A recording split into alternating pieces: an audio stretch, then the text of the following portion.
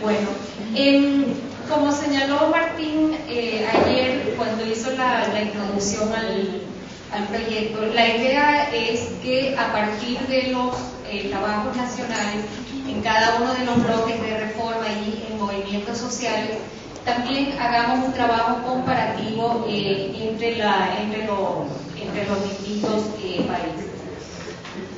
Lo que debo aclarar es que en este momento, fundamentalmente, por lo menos en mi caso, lo que yo voy a presentar son las líneas generales o los temas, las ideas fundamentales a través de las cuales se va a hacer esa comparación, pero todavía esa comparación no está hecha, entonces yo no me voy a referir específicamente a los países y tampoco creo que tenía mucho sentido hacer una síntesis de cada uno de los países porque eso ya lo vimos ayer. Entonces, como les digo, esto básicamente, la idea es presentar para la discusión cuáles serían los puntos, cuáles serían los temas fundamentales que nos van a permitir elaborar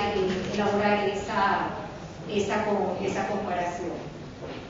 Y ustedes van, y esto sí, digamos, la definición de los temas y las distintas ideas que hay, sí están hechas nutriéndonos del trabajo de cada uno de ustedes. Entonces esto ustedes van a ver que muchas de las cosas que están aquí reflejan los contenidos de los trabajos que se han presentado.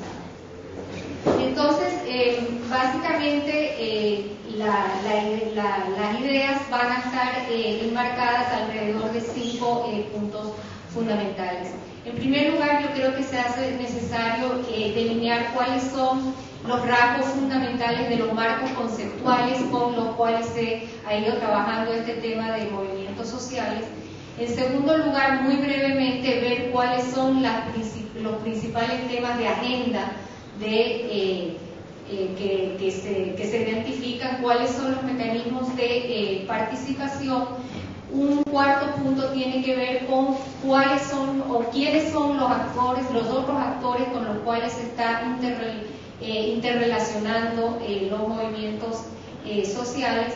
Y muy brevemente algunas conclusiones preliminares y unos escenarios y recomendaciones si da tiempo, pero por supuesto esta es la parte que menos está. En primer lugar, creo que es necesario señalar que en los 5 trabajos sí hay un acuerdo con respecto a los antecedentes históricos. En todos ellos se señala un primer periodo entre la década del 80 y 90, en el cual los movimientos se definen básicamente alrededor de la defensa de distintos derechos específicos. Vemos los temas étnicos, los temas de mujeres, ambientales, regionales, locales. Y después un segundo periodo que en la mayor parte de los países se inicia alrededor del año 2000, cuando justamente hay un énfasis en la movilización contra las políticas neoliberales y los impactos que están teniendo estas políticas alrededor en los diferentes sectores. En términos generales, yo diría que continúa habiendo una ambigüedad en torno a la definición de los movimientos sociales. Y esto se complica aún más cuando se introduce el tema de sociedad civil, y eso también lo hemos visto en las discusiones que hemos tenido especialmente ayer. Sin embargo, lo que sí cabe señalar con respecto a esto es que en la mayor parte de los trabajos hay la idea o coinciden en la idea que la sociedad civil es un espacio mucho más amplio donde convergen distintos actores y que los movimientos sociales son parte de esa sociedad civil definida como un espacio muy heterogéneo y muy amplio. Yo creo que lo importante con respecto a esto es, y en comparación con los trabajos que veníamos haciendo anteriormente, yo creo que lo importante aquí es que cada uno de los trabajos incorpora la concepción, o sea, enumera, declara, analiza la concepción con la cual está trabajando el tema de movimientos sociales. Yo creo que eso es lo más importante, y yo creo que de ninguna manera podemos pretender que en el proyecto tengamos un concepto único o homogéneo de lo que son los movimientos sociales. Yo creo que más bien esa diversidad de concepciones es muy saludable. Con respecto a esto, hay una coincidencia alrededor del hecho que los movimientos sociales ejercen fundamentalmente demandas ante el Estado que defienden intereses de distintos sectores que han sido excluidos del poder y que son, y fue algo que está en el trabajo de Carlos, que los movimientos sociales son cíclicos y tienen momentos de fuerza y otros momentos de debilitamiento. Yo creo que esto está presente en los 5 trabajos.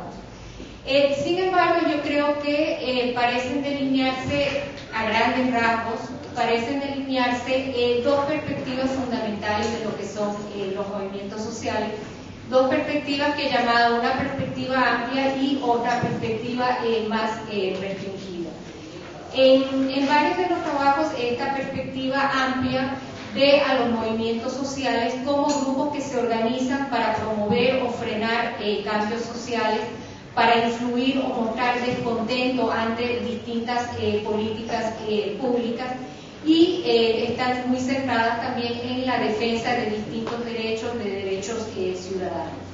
En otros trabajos, yo diría que hay una concepción más restringida que orienta la visión, orienta la perspectiva de los movimientos sociales hacia movimientos que están en confrontación con el modelo neoliberal y que básicamente están alineados con sectores de izquierda. Por lo tanto, en esta concepción más restringida hay, hay una mayor carga de lo que son elementos políticos e ideológicos. Sin embargo, con respecto a esto, yo creo que la pregunta fundamental que debemos también mirar, y esto por la dinámica que estamos viendo en los procesos en los distintos países, una pregunta importante de hacernos es si podemos hablar de una especie de reconfiguración de los movimientos sociales en la actualidad. En el sentido amplio hay una serie de movimientos que no están alineados con la izquierda, pero que mantienen una posición de confrontación con los gobiernos. Aquí, por ejemplo, vemos lo que se ha discutido con respecto a los movimientos estudiantiles, los movimientos regionales y locales. En cuanto a las agendas, aquí simplemente se hace, podemos ver que los principales temas que están en la agenda de los movimientos sociales están, por un lado, relacionados con aspectos locales, y esto tiene mucho que ver y está muy influido justamente por los procesos de descentralización que se han estado dando en los distintos países. Entonces vemos cómo emergen liderazgos locales, cómo emergen toda una serie de movimientos que están más focalizados en estos espacios locales, algo que creo que hasta podríamos hablar algo así como una descentralización también de los movimientos sociales. Y también otro elemento importante es justamente la orientación hacia el trabajo, el análisis, la confrontación en torno a lo que son los recursos naturales y los recursos energéticos. También otros de los temas que se trabajan son la defensa de los derechos humanos, de los derechos políticos, derechos ciudadanos, la defensa de derechos étnicos y de las mujeres y la defensa de la tierra. Esta lista es mucho más amplia, pero aquí por razones de tiempo sintetizamos en cuanto a los principales temas. Con respecto a los mecanismos de participación de los diferentes movimientos, yo creo que en los 5 países hay un consenso, aunque en algunos de los trabajos no está señalado explícitamente, pero cuando se detallan los mecanismos de participación, yo creo que hay un consenso en torno a la existencia de mecanismos tanto formales como informales a través de los cuales se manifiestan los movimientos sociales. Cuando hablamos de estos mecanismos formales, nos estamos refiriendo fundamentalmente a los que han surgido a partir de los procesos de reformas constitucionales, de reformas institucionales y políticas, que en la mayor parte de los países han generado nuevos mecanismos de participación que han sido utilizados por estos movimientos. Aquí vemos las iniciativas legislativas, iniciativas ciudadanas, los distintos tipos de referéndum, etcétera. Y el hecho que también dentro de los mecanismos formales el proceso de descentralización también en la mayor parte de los países han creado mecanismos formales para aumentar e incrementar la participación de los movimientos. Sin embargo, también existen una serie de movimientos informales y esto a raíz del elemento fundamental que es el planteamiento de la protesta como un mecanismo legítimo de representación política que está señalado especialmente en el trabajo sobre Colombia. Creo que también con respecto a los mecanismos informales hay un consenso en cuanto al hecho que se utilizan mecanismos de confrontación que muchas veces son disruptivos y muchas veces también son violentos. Aquí hay una preocupación por la utilización de mecanismos que no están dentro del marco de la institucionalidad democrática, que no respetan las reglas del juego. Y por lo tanto, en cuanto a estos, hay un predominio de lo que hemos llamado la política de calle. O sea, la utilización de mecanismos como protestas, movilizaciones, marchas, paros cívicos, huelgas, los bloqueos de carreteras, calles, etcétera. Y entonces justamente el reto en este sentido es cómo poder procesar los conflictos, pero no a través de este tipo de mecanismos que son disruptivos, y cómo poder entonces plantear diferentes mecanismos que lleven a procesar los conflictos, pero en forma no violenta. En cuanto a la interacción con los distintos autores, yo creo, con los distintos actores, creo que fundamentalmente en los trabajos emerge la relación entre los movimientos sociales y tres actores distintos. En primer lugar, el Estado; en segundo lugar, los partidos políticos; y en tercer lugar, con otros actores sociales. Esto no significa que no exista una interacción con otros, pero fundamentalmente en los trabajos se identifica esa relación con estos tres. Con respecto al Estado, en los trabajos creo que básicamente se definen o emergen tres tipos de relacionamiento con el Estado. En primer lugar, una relación de confrontación, una relación que podríamos llamar desde abajo, de demandas hacia el Estado. Hay otra forma de relacionamiento y creo que lo vemos muy claramente tanto en el caso de Bolivia como en el caso de Venezuela, que justamente tiene que ver con la cooptación y con la utilización de políticas clientelares. En primer lugar, por ejemplo, en el caso de Bolivia, vemos la apropiación de los movimientos, vemos el planteamiento que hizo Eduardo con respecto a el gobierno con los movimientos. Y, por ejemplo, en el caso de Venezuela lo vemos con los consejos comunales como instancias que se crean y se promueven desde el Estado para la relación con el Estado. Y por supuesto esto entonces nos lleva a toda la discusión con respecto al tutelaje de los movimientos sociales por parte del Estado.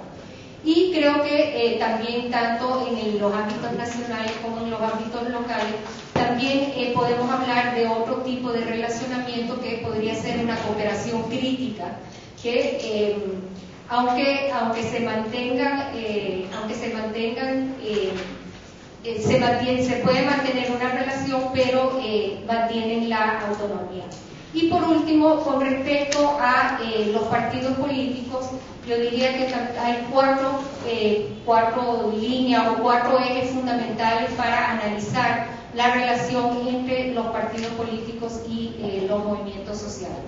En primer lugar, una serie de movimientos sociales que tienen un discurso antipartidista que en muchos casos también han llegado a sustituir los espacios de los partidos políticos y que han jugado un papel importante justamente en el debilitamiento de los sistemas partidistas y en varios casos, pienso por ejemplo en el caso de Venezuela, justamente este discurso antipartidista, el debilitamiento de los sistemas de partido han llevado justamente a que surjan o emerjan estos liderazgos autoritarios y personalistas. Hay otra forma de relacionamiento con los partidos políticos, que es la cooperación y alianzas frente al poder del Estado. En varios países encontramos en determinados momentos como frente a distintas culturas más bien se establece una especie de alianza, una especie de cooperación entre los partidos políticos y los movimientos sociales. Otro, por supuesto, es la desconfianza mutua entre los partidos políticos y los movimientos.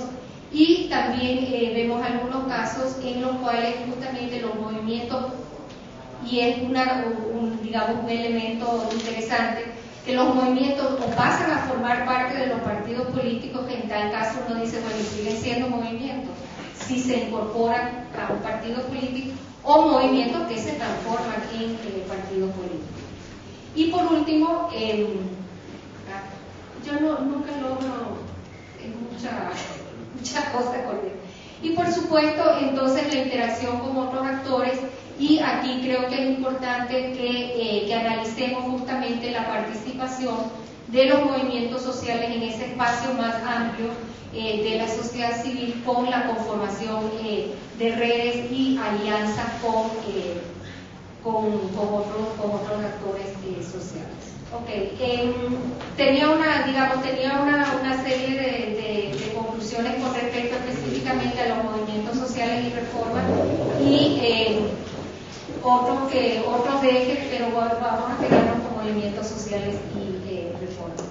Aquí, con respecto a los movimientos sociales y reformas, creo que hay dos dinámicas fundamentales. En primer lugar, los actores sociales han sido, ¿cómo se han relacionado con las reformas? En primer lugar, en algunos casos, los actores sociales justamente han sido los catalizadores de los procesos de reforma y han influido en forma determinante en las distintas reformas que se han llevado a cabo.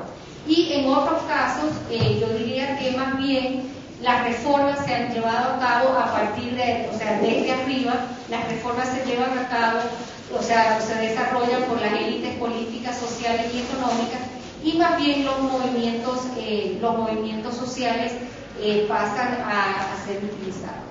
Por último, yo creo que con todo el proceso de reformas y viendo los resultados, es también importante que nosotros evaluemos si esas reformas constitucionales realmente han fortalecido a los movimientos sociales o si en el mediano plazo más bien han llevado a su debilitamiento. Y otro factor también importante es que en la práctica actualmente toda esta relación reforma-movimientos sociales parece estar más bien estimulando el conflicto y profundizando la polarización política entre los distintos movimientos. Los otros 7 temas que creo que son importantes tocar en el análisis regional los dejo nada más.